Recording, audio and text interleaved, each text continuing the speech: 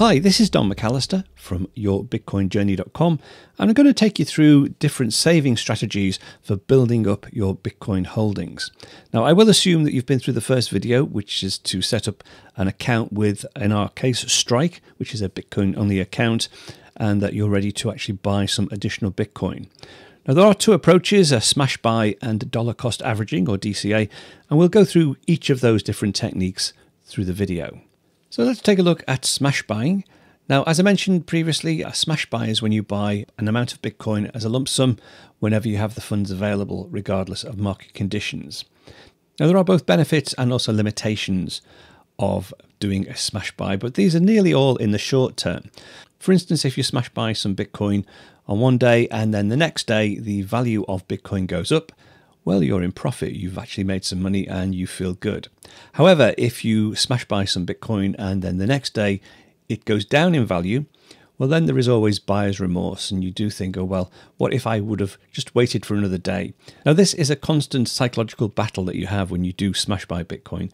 But you have to sort of ignore the short-term losses or gains and focus on the price action well into the future.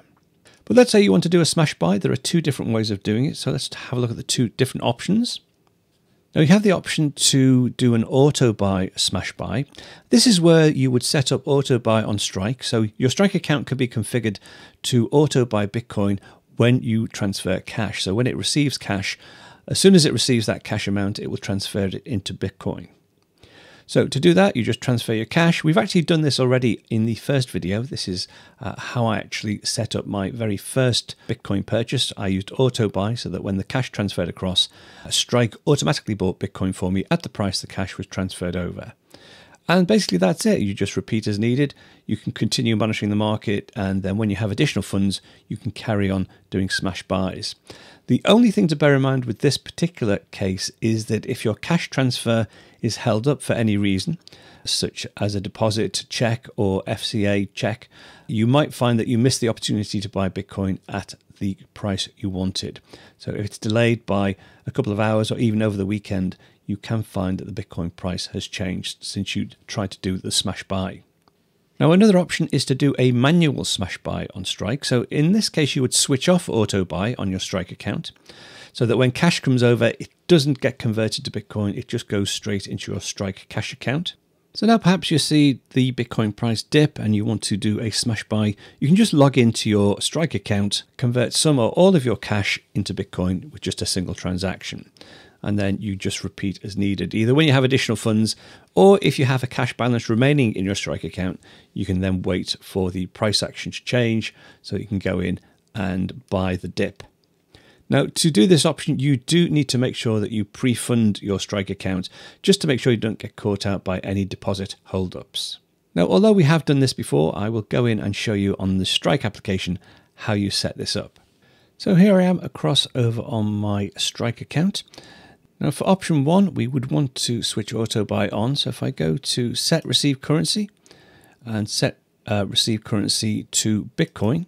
Now to continue with our transfer, I'm going to go to my cash account and then I'm going to say deposit.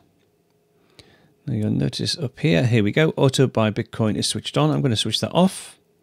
And these details down here are the details of my e-money account held with Strike. And these are the details that I'm going to send my bank transfer across to. So let me go across to my standard bank account and I'm going to send £100 over, and that should appear as £100 cash in my cash account within Strike.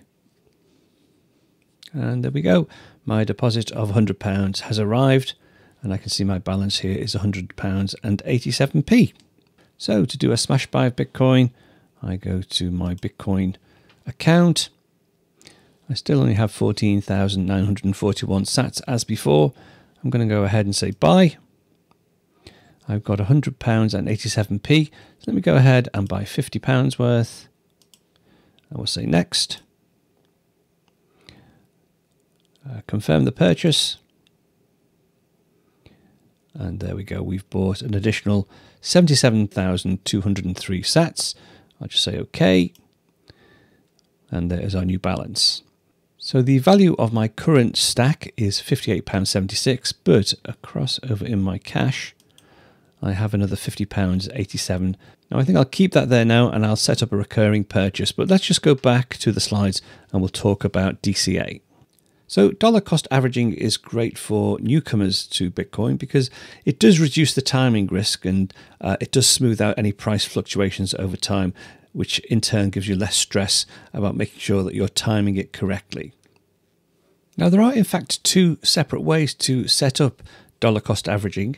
One, which is this option here, is setting it up through your bank using standing orders. So you could set up Strike to automatically convert received funds into Bitcoin, then create a standing order from your bank, arranging for them to send over a fixed amount to your Strike account regularly. Now that tends to be a minimum frequency of weekly. And then once they're set up, just monitor the transfers, make sure they're going across correctly and your funds are converted over in Strike as expected. And then just review the Bitcoin accumulation over time to assess the effectiveness. It's very much a hands-off approach. The only problem is, though, that, well, there are two problems. One, you're typically restricted to a minimum frequency of a week, but you also have the potential issue of your bank deposit being held for checks when it goes into Strike. The other option, option two, which I would recommend, is setting up DCA through a recurring purchase in Strike. Now, this has two major benefits.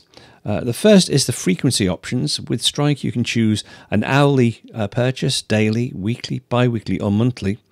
But also, more importantly, after the first week of your recurring purchase, there are 0 transaction fees on your Bitcoin purchases.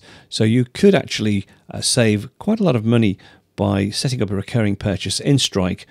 Once the first week has elapsed, there are 0 transaction fees for your Bitcoin purchases. So let me show you across on the Strike app how you would set up a recurring purchase. So here we are back on our Strike main screen. I'm going to scroll down, and then down at the bottom we've got set a recurring purchase, pay no fees after the first week. So if I just tap into there, we need to select the frequency. So I'm going to go with, let's go with a daily purchase. Start today, and we'll start now. We'll say done. Let's say £5, and we'll say next. Okay, so this is the confirmation showing me the fees and the amount that I will receive. And also at the bottom, there will be no fees for this recurring purchase starting from the 25th of April. So if I let this run for a week, any transactions after that time, there will be no transaction fees. Let me go ahead and say confirm. And there we go. It's just bought 7,733 sats. Say OK. And I can see now with my open orders, I have a daily purchase for £5 every day. And that will just continue now until my cash balance, which is across over here, goes to 0.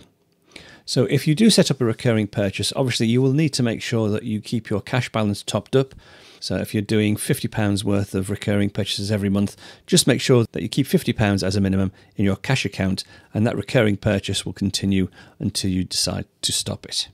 If you do decide you want to stop or amend the recurring purchase, all you need to do is just go back to your Bitcoin account, go to your open order, select it. You can see here I can go ahead and edit purchase, change payment method, pause daily purchase, or remove.